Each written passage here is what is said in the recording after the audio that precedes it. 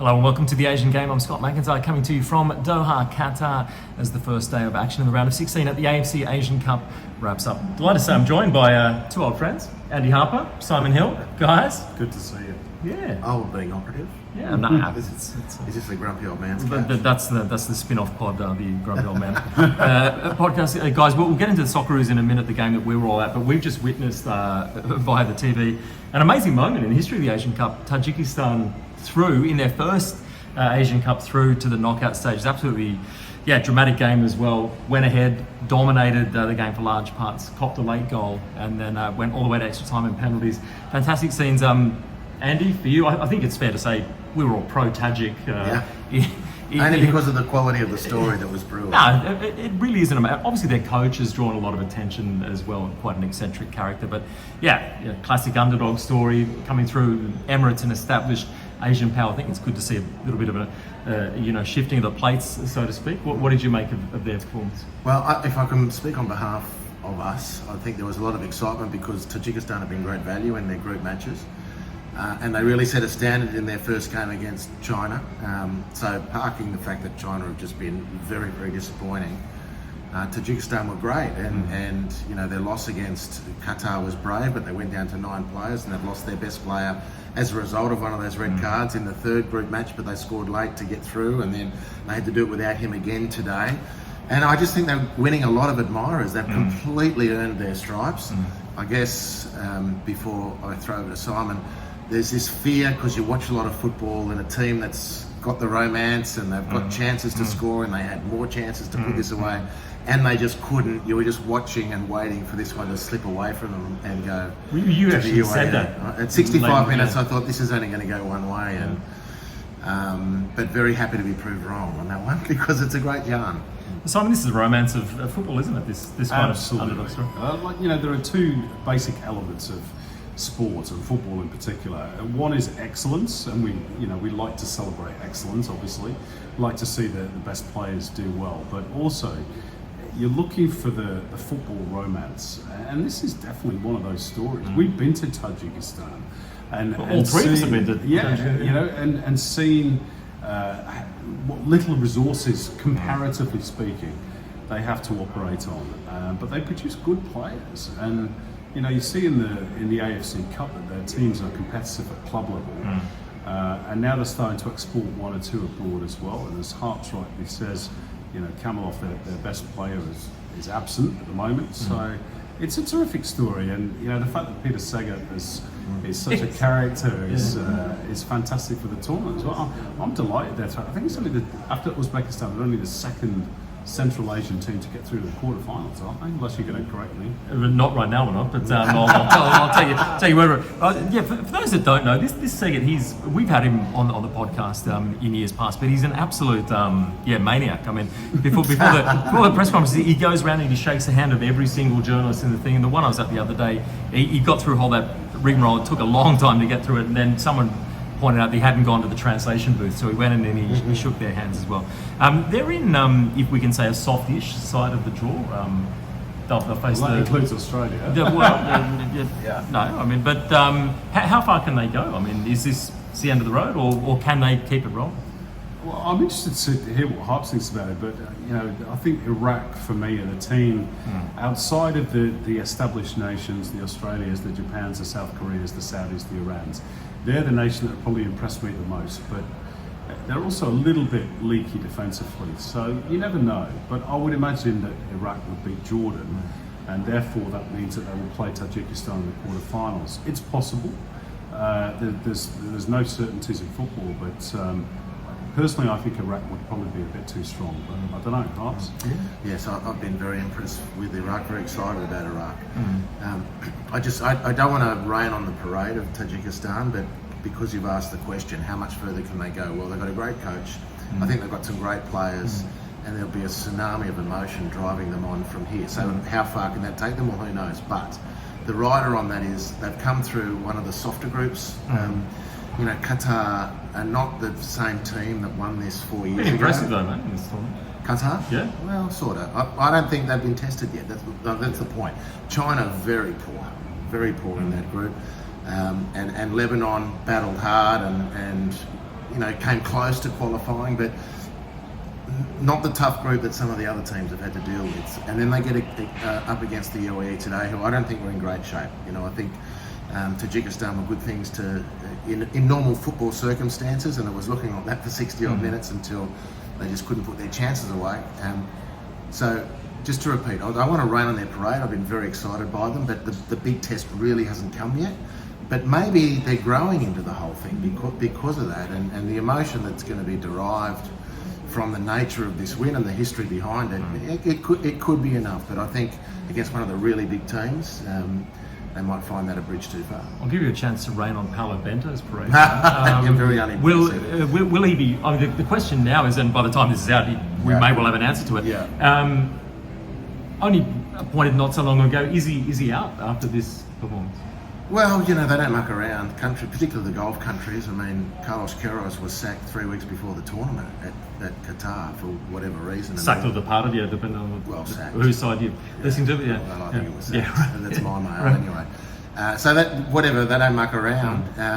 And this team never got going. The UAE were very disappointing, and they were flattered by that last game against Iran, which they lost 2-1. A great goal to get the single goal, but Iran had a disallowed goal and more chances to really put them in it. And as that final group game was emerging, you had Palestine versus Hong Kong, and UAE were home and hosed, and we had the spectre was rising of this 6-goal turnaround, with Palestine putting 3 past Hong Kong, and then Iran doing what they were doing, and really that could have been a bloodbath. It finished a respectable 2-1, but it didn't reflect what Iran were doing to the UAE in that game. I don't know where Paolo Bento goes out of this, because the team tanked. That they were poor. They nearly came back in this game, and that would have been a huge credit to them, but I don't know where those reserves were, what reserves they were drawing from, because I couldn't see a lot of direction from the sideline. Maybe, Simon, that the Paolo Bento story is wrapped up in that of Ali Makout as well, not in the squad for this match, and some kind of pointed comments from Bento pre-match as well, suggesting that perhaps it was off-field issues that were down to the selection or non-selection. Were you surprised by the lack of involvement? I think many were of Makout in this tournament, and has kind of Bento. I mean, has that decision in a way potentially cost Bento his job? Well, look, first of all, Ali Makout's a great player there. He's been over the last few years. He's 33 now, so he's ticking on a bit in football in terms. King Kazu is still playing professionally in Portugal at 16. And there's no doubt that when he's brought him off the bench, even in the World Cup qualifiers, he's scored goals for the UAE. So maybe he was the missing link. I'm more intrigued really about the bigger picture of Emirati football. They are, in golf terms, Qatar have had their moment. They hosted the World Cup, they won the Asian Cup. Saudi Arabia are the rising force. Other nations in the Middle East, notably Iraq in 2007, have had their big moment. The UAE invests an awful lot in football, domestically, but obviously particularly overseas. We all know about the Manchester City investment, etc. Why do they not, or why are they not able to compete in the latter stages of major tournaments on a regular basis? I don't know the answer to it. I'm not on the ground in the UAE. They don't seem to have a league that is as dominant in the region as the Saudi Pro League, or is able to attract the stars like the Qatari Stars League. Are they serious about that? They've had some wonderful talents. Ali Makout obviously is one, and the great example of Omar Abdul Rahman who's never really fulfilled his potential. For me, they are the great underachievers of the Middle East. And they've done it again at this Asian Cup. I agree with Hart. They just never got going. I'm not saying I expected great things from them, but I would have thought quarterfinals was a minimum requirement for Paolo Bento. Maybe the Makout decision is a part of that. If it is, and we know the vagaries and the politics and the way it works in the Middle East, the players, some of them have great power, particularly the ones with big names. I can't see them surviving too long. Can you? No, I'm with you as well. Yeah, I think that there could be a resolution to this very shortly. Who knows? He may be up back in Korea if Klinsmann gets there. As well. Let's shift focus to the earlier game. Australia, in the end, certainly in the scoreline, a comfortable 4-0 win. It probably wasn't perhaps reflective of the game as a whole. I thought Indonesia were very impressive tonight. They've been a little bit conservative in their matches up to this point. They came out, and this is the classic story we talked about throughout the tournament. What we saw with Tajikistan tonight, what we've seen with Hong Kong and with other nations of the tournament, the so-called minnows that have come out and really tried to play football, not being overawed or bowed by the reputations of the teams they're facing. I think Indonesia did that tonight. Maybe the second goal and the timing of it hurt them, but I thought they played really positively. The youngest team at the tournament. I spoke to Shayne Pattynama after the game. We'll hear that chat in a minute, but there's a real positivity around the squad that they're building something long term. That said, they're going home. Australia are going through 4-0. Do you concur with my assessment that it maybe wasn't as easy as the scoreline might have suggested it was? Yeah, look, absolutely. It wasn't a 4-0 game. Australia did what they had to do. They're solid defensively. They're hard to shake off. They're hard to score against. And in the end, they perhaps just overwhelmed Indonesia in the last 10 minutes. But up until then, really, particularly in the first half, Indonesia were the better side. Yeah. Even though they went in 2-0 down at half time, they were the ones trying to take the game to Australia. I think they've benefited hugely, as a lot of nations have at this Asian Cup, with the naturalisation process. It's given them a certain physicality, particularly defensively, that they didn't have before. Elkan Baggett, I know he's not playing regularly for Ipswich Town.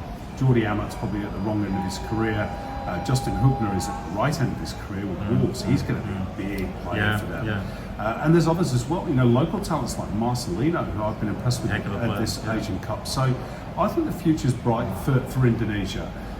It was always going to be an uphill task for them to beat Australia today, even though Australia were nowhere near their best.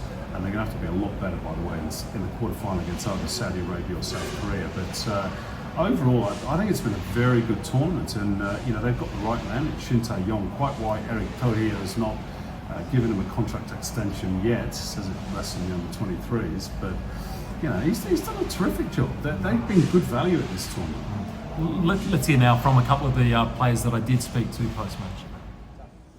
John Ross, congratulations on the win. What was your impression of the match as a whole? It was a tough game, I thought. Indonesia's a good side, so they gave us a good run out there. Second half opened up a bit more for us, I thought, but first half was very tough, and even the second half, they went out there and they gave us a good run. Teams like Indonesia, and we've seen other, so-called minnows in the tournament doing maybe better than people expected. Does it show that maybe the gap's closing a little bit? Yeah, I agree. I think Asia's come a long way in regards to football, and you look at the results and they've all been pretty close, and every game's a tough game. So I think Asia's come a long way. How's it been for you, this kind of stage, a whole new experience? Yeah, it's a first big tournament for me, so I'm fortunate to be getting some game time as well, and I'm loving every second of it. Positionally, you're obviously playing a little bit more further forward than we have seen at points of your career. Yeah. You have a preference either way, and how does your role, differ from playing a little bit further back and a little bit further forward? I'm happy to play wherever the coach wants me. If he thinks that I should play left wing, then I'll give it a good run. But obviously there's some differences in left back and left wing, but I've gone over it with the coach, and my understanding of the role is getting a bit better now.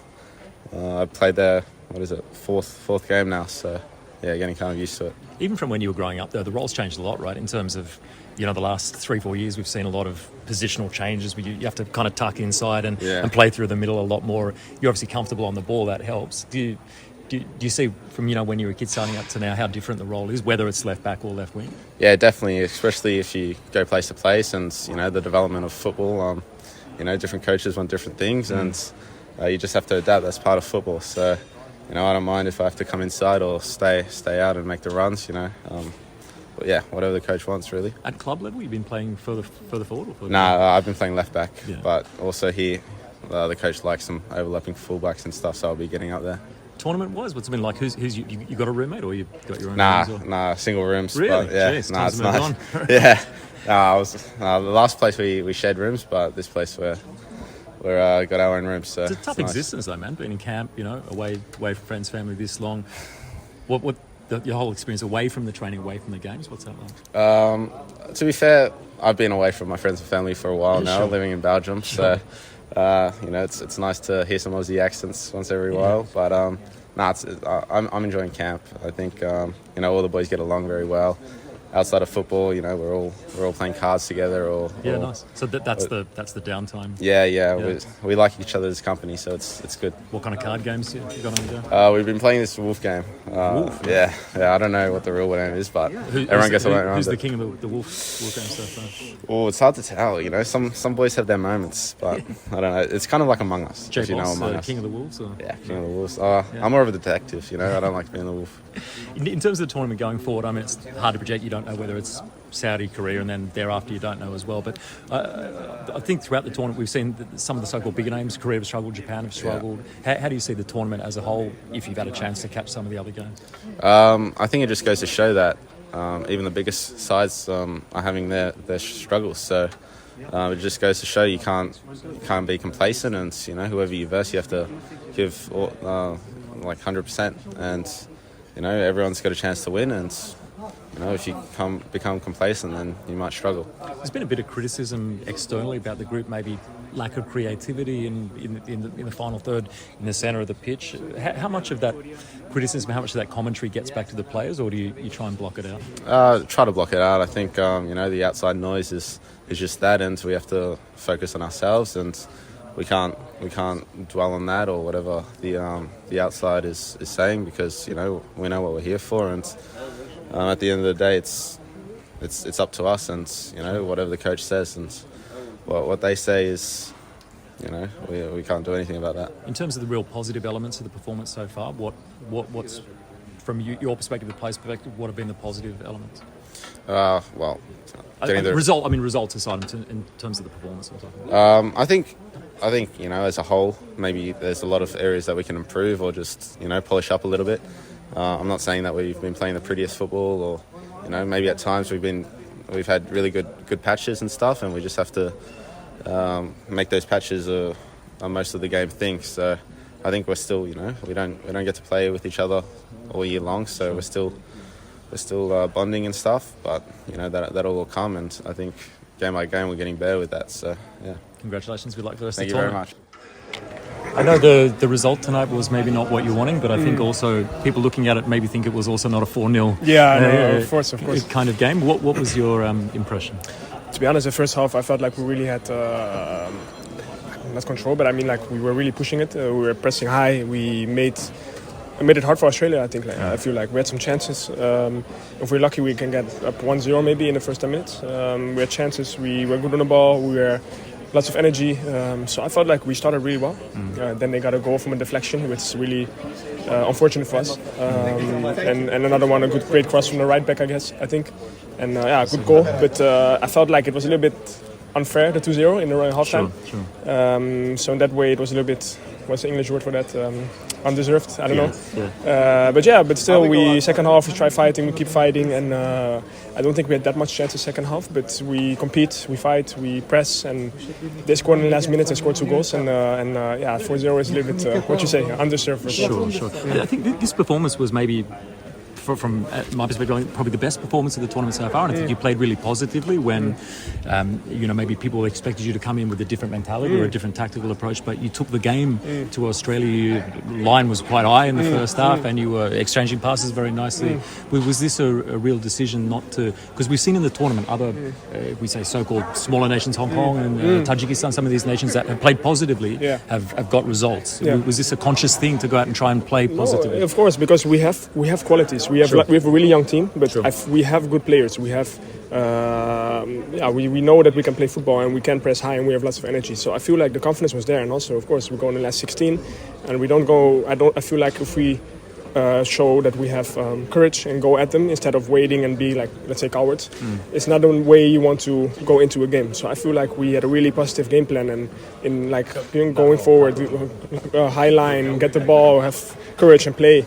And I think what you say, lots of people see that, and that's also why it feels like the 4-0 is not deserved. But it's in the game plan. It's what we do. It's what we see now, and we start to feel like we are really going up now. What I say, we have big future with great players and talents, and I feel like this is only the start for Indonesia, I think. So For you personally, I should ask firstly, how's your mother? yeah, my mother is good now. Luckily, she unfortunately she was in the hospital for a long time, and it was not sure if I was even going to the Asian Cup. Luckily, everything went well. She went out of the intensive care, and she got.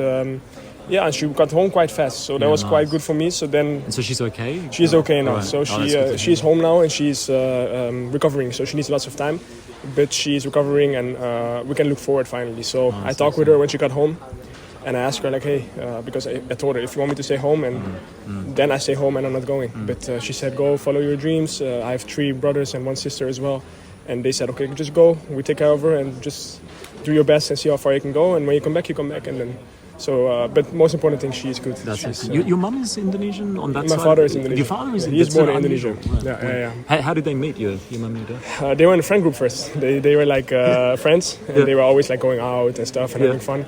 And at some moment, it started to get closer. And then this is in which city? This was in Holland, in what's the city? Duisburg, it's called. You don't know it. But your dad was he studying or? No, he was born in Indonesia, and the family moved to Holland when he was really young. Right.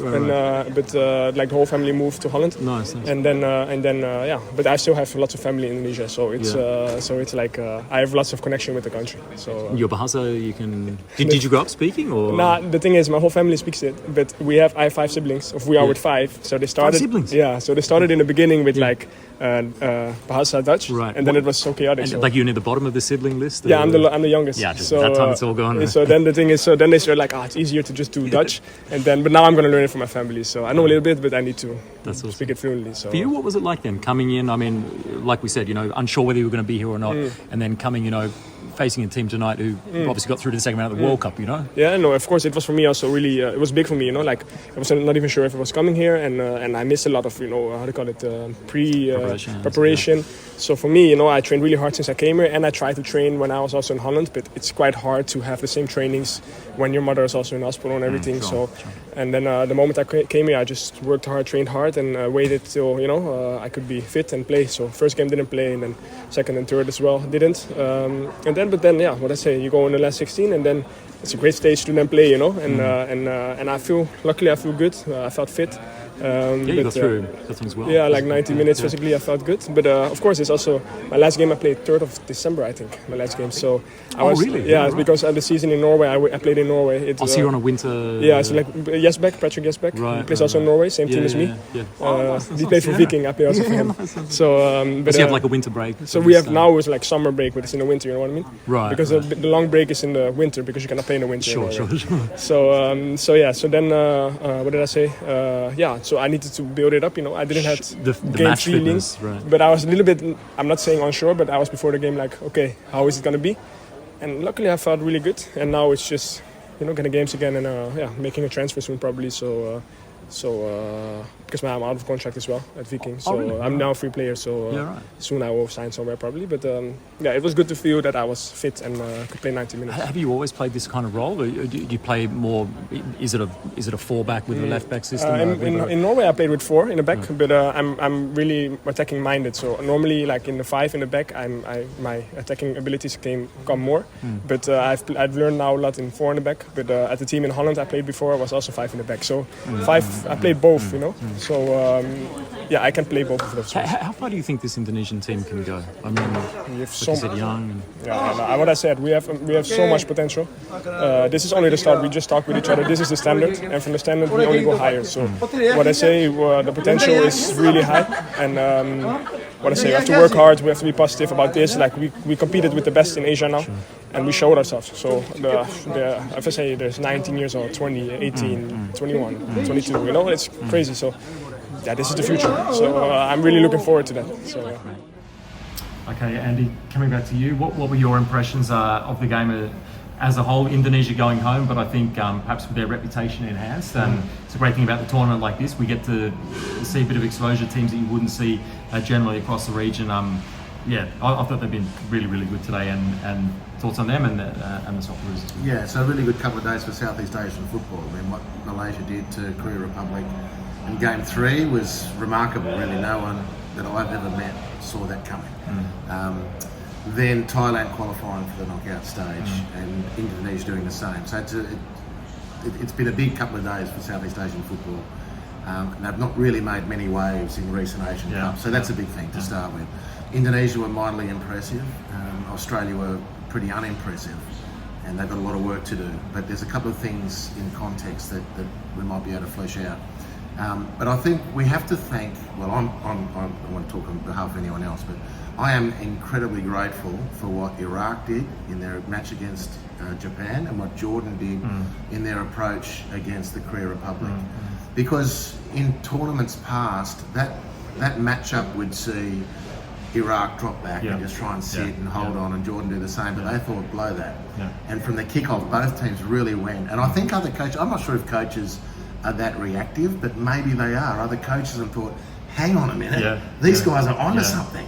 They're seriously onto something, because Hector Cooper for Syria went the old way and sat back against Australia, and they lost in a drab game 1-0. Australia just impregnable. And maybe if Hector Cooper is watching these games, I think maybe I should have done what Jordan and Iraq did, because that then I think there's been a bit of a copycat thing. So Indonesia come out today, and from the kickoff, minute one, they go at Australia, and they targeted parts of the field, and they harassed, and they won the one-on-ones, and then they launched counter-attacks very effectively from that position. And so I thought they were, I mean, if a team can lose 4-0 and be magnificent, I thought that was Indonesia. Big question for them is the organisation of Indonesian football. Shin Tae-yong has done a great thing in targeting these people, principally Jordi Amat, to set the standard. Fantastic quality in this guy. You've got now 10 years with the players that Simon mentioned. You know, theoretically, and this is not to say other players they might be able to bring back bring into this plan. You've got 10 years of these guys. They're 20, 21 years of age. You can build something with them. Does Indonesian football have the motivation and the organisation to actually establish this foundation properly and go from there? That's the big question for me. Yeah, I agree. I think maybe issues up front. I'm not sure that Struijk at this point of his career is the aspect, but that midfield core of Hubner, who I agree is a great player. He was actually named the Under-21 Premier League Player of the Month recently as well, so he's a great player. Jenna next to him, and the resources they've got in both fullback positions, the versatility positionally as well. They've often made substitutions throughout the tournament where players are coming on not just like for like, but there's been tactical kind of reshufflings as well. So I'm really, really impressed with them. Throwing it forward to tomorrow, the template, like you said, may have been laid down. This is the case for Palestine now. Yes. Going up against Qatar, who've been one of the more impressive teams so far in the tournament. How do you think that game will play out? And will Palestine then come out and kind of, approach things with the same mentality, nothing to lose, that they will go out and play positively? Look, for sure. I don't want to labour. We won't go into the politics of it all. Everything that's hanging around Palestine at the moment, but they're very obviously drawing on that tension and the emotional rack that everyone's on about that issue. So sport can do that. We've seen it firsthand with Syria and Iraq in 2007, Syria with Australia in the World Cup qualifiers. I mean, the way this works is phenomenally powerful on the field. And then also their captain, the right winger, brilliant player.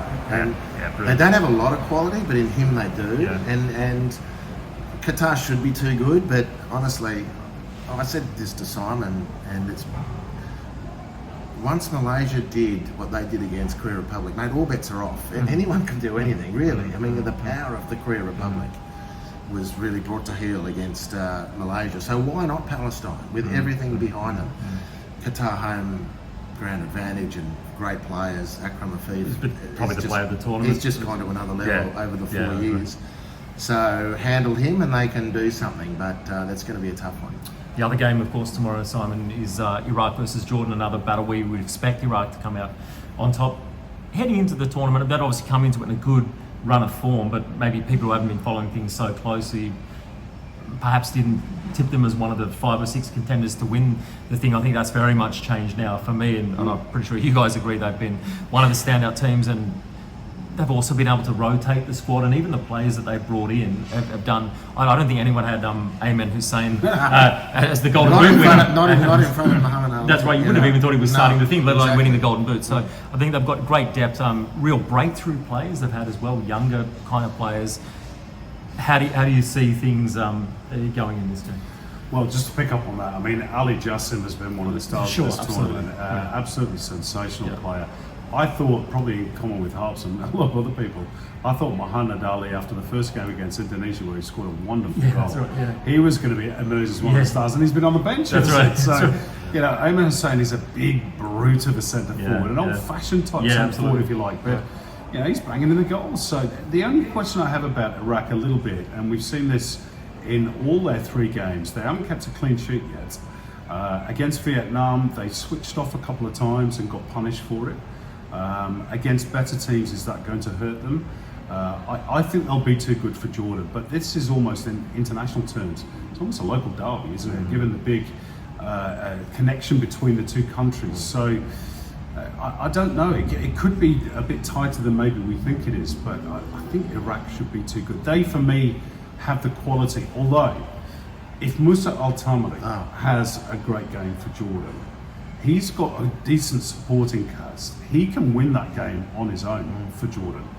They are a tough team to play against. Australia found that in years gone by. South Korea found it in the group stage that they weren't able to put them away. Needed a stoppage time on goal to get a point. So it's a tough game, that one. I'm tipping Iraq because of what I've seen from them, but with the caveat that defensively, I think they might just be a little bit suspect.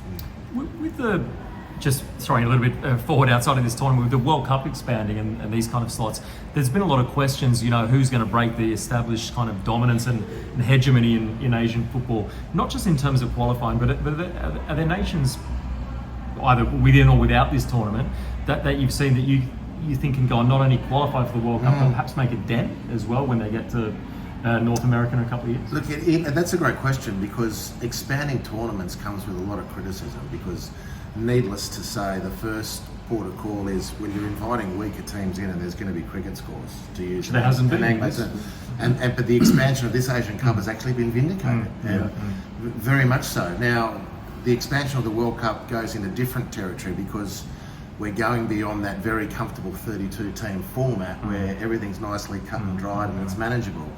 And we don't know what it's going to be like, all the dynamics of the enlarged competition. One of the things I'm not scared of, however, is bringing new teams into it, because what we've seen here, the logistics of 48 team, as opposed to the really compact... That's the same thing here, though, with 24 into 16. It's on a small scale, but the numbers of... No, exactly, but they're managed... The logistics of it are manageable. I'm getting outside the frame of the question. I think Iraq, if we can get this Iraq team, and Simon and I spend way too much time together, because I think I agree with you on this as well. They're up for business. No, it's not. They're up for business defensively, but they're enormously talented in the front half of the field, like enormously talented. The Iraqi players who come through, and I'll include Musa Al-Tamari in this, the Jordanian player. He looks like he's Iraqi to me. This is the way they play. They can match it at that level.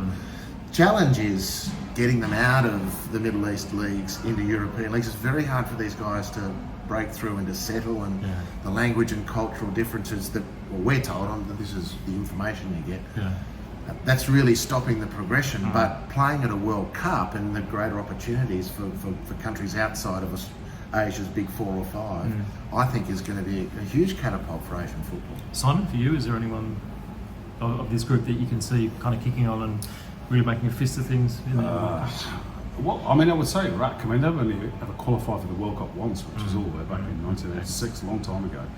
I guess you're looking at second-tier nations like Uzbekistan, whether they could make a big splash on the global stage. I don't know whether they're quite ready for that just yet. It's a tough one, because for a long time there was, and this is again, I agree with Harps that with this expanded Asian Cup, this expanded Asian Cup, and I was probably same as a lot of people, you think, is this going to be good for the tournament?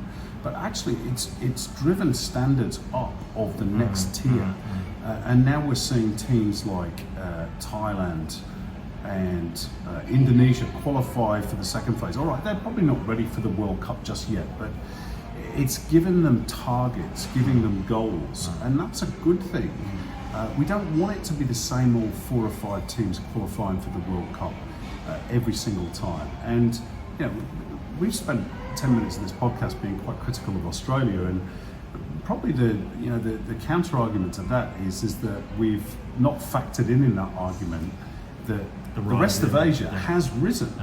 And Australia have got to cope with that, and so have Saudi Arabia, so have South Korea, so have Japan, so have Iran. Now, some of those nations have not done it very well at this Asian Cup yet. South Korea, Japan, Australia being 3 of them. Saudi. And Saudi as well. They knocked on the door against. We did that game against Thailand, and Thailand defended like tigers. They were absolutely resolute that they were not going to give up a goal. Now, in years gone by, they'd have played that game for 60, 70 minutes, and eventually the pressure would have told. But they're learning how to play on the regional stage. The World Cup is obviously, that's the next level beyond. But they're stepping stones, and I think it's a really good thing that they've done to expand the Asian Cup. I'm a big fan of it now, even though I still don't like the mathematics of the third place finish. That drives me nuts. And what we saw with Jordan at the end of their game, kind of passing the ball amongst themselves, we killed up. But let's just wrap up with a little bit of your personal experience. I think this is what people are interested in. You guys are globetrotters. Times have changed. You've been all around the world. Every time we talk about one of these nations, you've got stories where you've been. You both here commentating on the tournament. Simon, what's it like? I mean, people outside they see and they hear maybe the glamour and the glory of it all, but there's a lot of glamour. What's it like, the life of a travelling commentator at these kind of tournaments? And well, the Asian Cup, it's a lot of fun. It's also a lot of hard work because I think we've covered 18 out of the 24 teams that are here. So learning, and some of the nations obviously better than others, Japan, South Korea, maybe Saudi to an extent. You've covered them extensively in World Cup qualifiers. You might have covered a lot of their players in Asian Champions League play against Australian teams. But there are other teams like Vietnam, like Oman. There's third choice Tajik goalkeeper. Yes, the third choice, and you've got to do the research. That's part of the commentator's job, which is a lot. It's quite laborious and it's a lot of hard work, but at the same time, it's a lot of fun. And I enjoy it. I enjoy researching about not only players and teams, but about countries. And one of the great joys of being involved as a football commentator and getting to travel, which is a real privilege, is that you get to go to places that, let's be honest, you probably wouldn't go to as a tourist. Tajikistan, Uzbekistan, Vietnam, Bahrain. We've been to all these countries. It's an absolute pleasure, and it only increases and enhances your understanding, not just of football, but also of the world around you. So it's a great honour to be able to do this job, but at the same time, me and Harper both said at the end of the group stage, thank God, we got a day off, because we were knackered. I think this is one of the unseen things. I'll ask you the same question in a minute, but even with the players, you're away from your friends and family, you're away in unfamiliar conditions, and it is it's a hard thing. It's a slog. I spoke with, as we heard, a few of the players today about this same thing, and you kind of retreat to familiar things, whatever it is, games or things to keep yourself entertained. We know the Socceroos boys are big on these card games. You two have been familiar foes. I don't want to ask about the arguments or whatever that have been going on, but we've done pretty well on tour, don't we? Well, that's it. What's the friendship? What's the friendship like amongst you two? Go on, Harps. We have an amazing ability to talk about the same thing over and over again. And we've been doing it for 16 years, so you have to be able to tap into that. Well, I think a lot of in-jokes. I find Simon's sense of humour endlessly engaging, and he at least puts up with mine. We have shared tastes in old British comedies, which helps. And no, he's a good travel partner, and you wouldn't have survived without, because particularly this Asian Cup. In previous ones, we've been maybe in different commentary teams, so there's been a common point and then a bit on the road, but we've been in each other's pockets for this one, and it's been thoroughly enjoyable. And it just, I don't know, we work well together, which helps, I think. I'm not speaking for him. We work do. well together. That's a good foundation. We're very passionate about football, so there's a huge commonality with that. We're exactly the same age, which gives us a certain lens on things. We're decomposing. We're decomposing. We're decomposing. But you know, I think, and like you, Scotty, and all of us who are extracting a living from the game that we love, just have to remain endlessly grateful for that fact. We're just fans with great seats, as I said. Absolutely. It's a fantastic line to end. Yeah. Thanks, Andy. Simon, thanks for your time. Cheers, Scotty. Good to see you, mate. Excellent. Yeah, likewise. Good to see you, mate. Yeah, and we'll be back with another episode tomorrow to wrap up all of the action from the second round of 16 matches. But until then, it's bye for now.